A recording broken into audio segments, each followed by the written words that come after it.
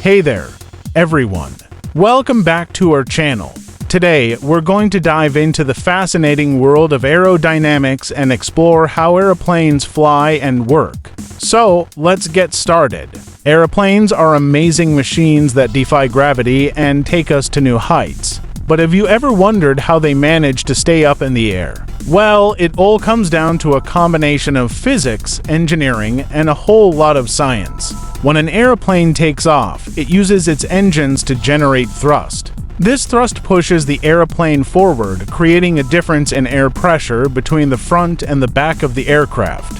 As a result, the airplane is pushed up into the sky. Once airborne, the airplane's wings play a crucial role in keeping it aloft. The wings are designed to create lift, which is the force that counteracts the weight of the airplane.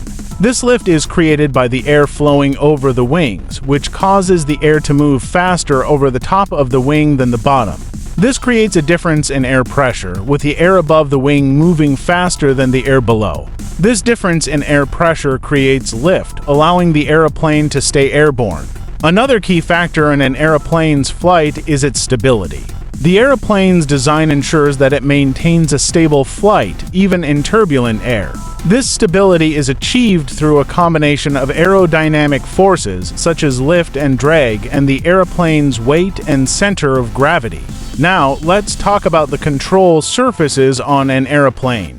These surfaces, such as the ailerons, elevators, and rudders, are used to control the airplane's direction and altitude.